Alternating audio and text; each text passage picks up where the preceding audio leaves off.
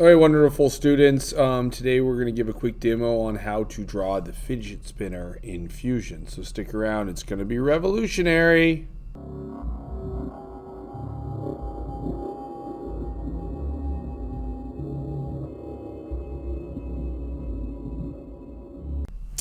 Okay, so in class we've obviously done the math through statistics to figure out the size of our bearing, our thickness of our bearing, the diameter of the pennies, and the thickness of the pennies. And we've laid out some information that you've already written in your notebook.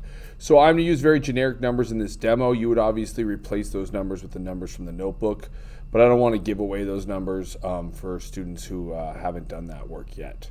So to get started, the first thing we're going to do is we are going to start a sketch, and we actually have to pick planes that matter on this because it'll help with our 3D printing on the back end.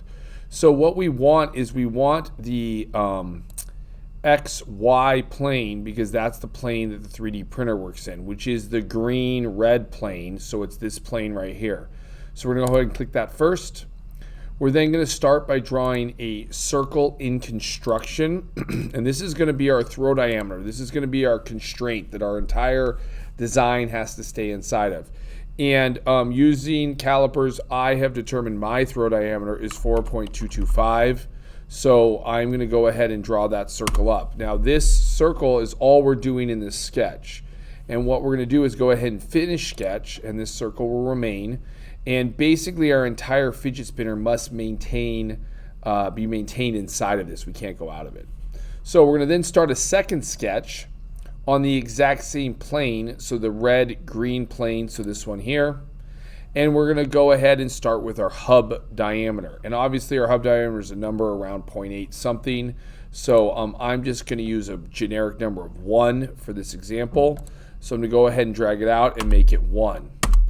Okay, now we want to have the hub have a 0.1 band all the way around to hold the bearing so it doesn't break and to build our fidget spinner off of. So we're going to use the offset key here, which will then, if we click on this line, we can offset it off, and we're going to go 0.1 so that we maintain a 0.1 diameter all the way around. So now that we have this done, we're going to hit finish sketch and extrude. And once again, we have a thickness that came from the math. I'm just going to use 0.4. It's not the correct number, but that's the number we're going to use for this demo. So now that we're done with that, the next step is we're going to make our penny cup out here. So we're going to go ahead and start a sketch, and we're going to pick the top of the cylinder we just drew. And now we are going to draw a circle out here, and we're going to use 0.75. Once again, not the correct number for the penny, but a number that's somewhat close. And we're going to go ahead and draw that. So that's the hole for the penny. And then we're going to do the same thing again and use offset. This time we're going to offset at 0.075. And the 0.75 and the 0.1 from down here are numbers you're actually going to use in your designs. Now, we want to keep, notice this is going over the top of this circle, so that's not going to work. So to get this to be even with our throw diameter, we're going to go ahead and use tangent. And we're going to click on the outer circle and this one, and now you'll notice that it does not exceed beyond it. It is still blue, so it's still not working. So we're going to use the vertical horizontal constraint to constrain them to be straight above. And obviously now it's all black. We can hit finish sketch and extrude the same ring. Notice that if it's going up in the positive direction, I want it to go down, so I just have to do a negative. And because we are using 0.4 as our thickness, once again, remember that's not what we're supposed to be doing for the project, but that's the one we're using as a demo. So now we have the place for the bearing. We have a place for the pennies. We need to put a bottom to the pennies, so I'm going to flip it over. I'm going to start a sketch on the bottom of the penny, not over here, not on the plane, on the bottom of the penny cup. I am now going to draw a circle in the center of 0.5, and I am now going to extrude this ring. So finish sketch, extrude this ring the thickness of 1 penny, which we did all this math, and I'm going to just use 0.6 as my, 0.06 as mine. you are obviously going to use the numbers we discovered in the math portion. It's going the wrong direction, as you can see. I want it to go up inside, so to switch directions, I obviously have to use negative 0.6. Okay, so now we have our penny cup, we have our bearing housing, and we need to design an arm that goes between the two. So we're going to start a new sketch on the face of this, but this is not attached. So we're going to use what's called project, which is under create, project. We're going to go to project, also hotkey of P, and we're going to select the penny, the outer ring of the penny, and click OK. It's a very important step. If you don't do it, please go back and do it because it won't work without it. Now I am going to make a series of circles for my design to make my rings, to make them attached. This is a design. Obviously this one stretches outside. These two don't touch, so I gotta figure out how to maintain that. I'll make this one a little bit bigger perhaps, maybe slide it over. But they're not all black, so I need to work on making them black. So I'm going to give them all diameters. I'm going to just go with 0.81 on this one. I'm going to go with 0.83, and I'm going to go with 0.375. And then notice they're still blue. So what I actually have to do is I need to do a left and right dimension between any point. Notice how as soon as I did that, I get a black circle. 0.7, I'm just rounding them off. From here to here is going to be 0.075, but I need a vertical one for this one because it's not black yet. We're going to do 0.125, and then the same thing with this one. I can anchor it off here because this was black too. I'm going to go 0.6, and I am going to go... Come on over here. I don't want the angle, I want the flat one. There we go.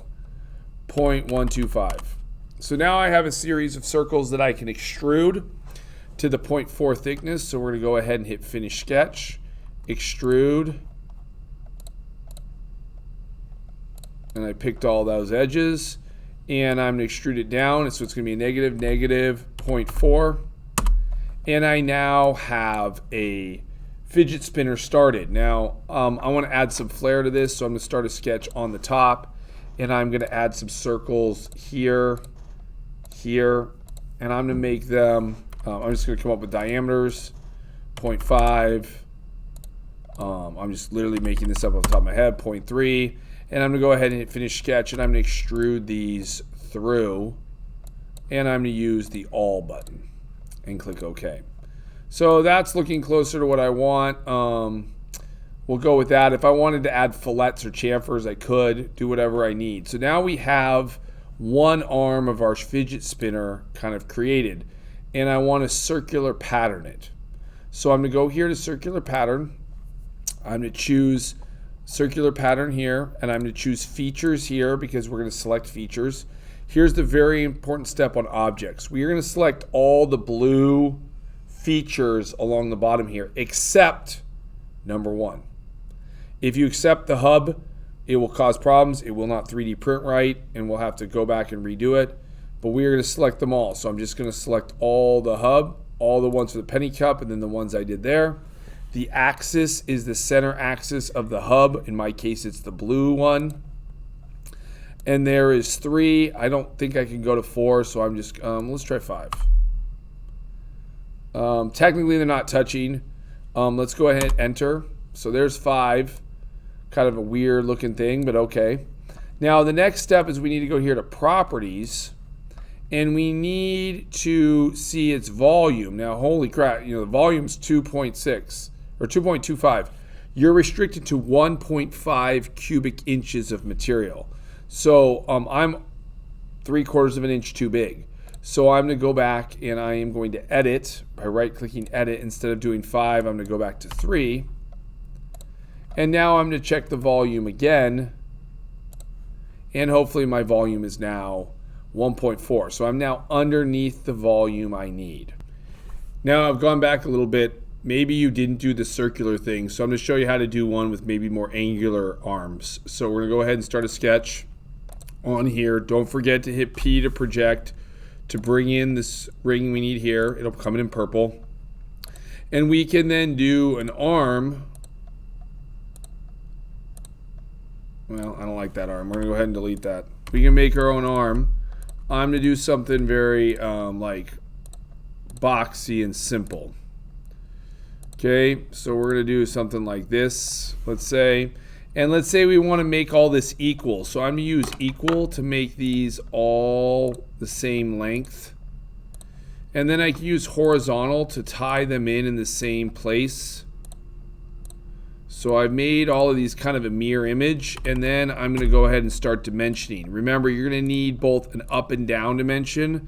Let's make this 0.8 and a left to right dimension, and let's make that 0.7. Maybe not. Let's make that 0.65. We have a problem as these have come together, so I'm going to go ahead and spread them out. And then I'm going to do the same thing here. 0.5, and notice how both sides turn black, and let's do one here to 0.35, and now I have a shape that's similar. I'm going to go ahead and extrude that, and I'm going to bring it down the negative 0.4 that we're using for this assignment, and there's an arm. I want to put some features in it, so I'm going to go ahead and use fillet. Actually, I'm going to go ahead and first start a sketch here. And I'm just going to make, let's just make a box on the inside. And once again, I'm going to do the same thing again. So I'm going to dimension from this line to here, 0.3, and then I'm going to make this 0.6 so it matches, and then I'm going to make this 0.45. I'm just making these numbers up. And from here to here, 0.7. There we go. And I'm going to extrude this all the way through. So distance all. Okay. And then I'm going to put some fillets on it. So I'm going to do one here, here, here, to make it a little more rounded edges. Let's say 0.1, just rounds it off a little bit. And then I want to make this actually have a chamfer on the inside. So I'm going to go modify chamfer, and I'm going to select this edge, here, and over here, and do 0.1. I like that look. So once again, circular pattern. Go to circular pattern features, select the objects. I'm going to select everything except for the first one. And my axis, it's the blue one, but I can also select this ring. And I'm going to make this one a 4-legged one. There's a box. Now, once again, we have to double check its properties. Right underneath the size, so that's good. So then I would go on and show you how to create the STL file. So now that we have this done, the next step is, you probably want me to have a look at it and make sure it's good. But the step after that is we need to create an STL file to give to me so I can 3D print it for you. We're going to go ahead now and we are going to make the STL file we need to 3D print it. So we're going to go ahead and go to export. And we're going to call it video spinner just to make it easier. And we're going to go to the downloads. But before we do that, we need to make sure it's an STL file. 3D print needs STL files. So we're going to drop down, scroll to STL. We're going to go to the downloads, but you can click on here to change it. Fusion typically has you go to the bowels of the computer to save. I recommend you change this to downloads and hit export. And it's going to go ahead and do it for you. Now you're going to go over to the Finder or the file folder icon. You're going to go to Downloads. Here's Fidget Spinner STL video. I already plugged in my flash drive off screen, so we're going to go to it. It's called it right here, and you're going to simply drag and drop. Actually, yeah, drag and drop. And now it's going to take a second, taking far longer than a second to upload it. But that is how you would, there it goes. That is how you would create the fidget spinner in Fusion for this class. Thank you for watching. Hit like and subscribe, and I'll catch you in the next one.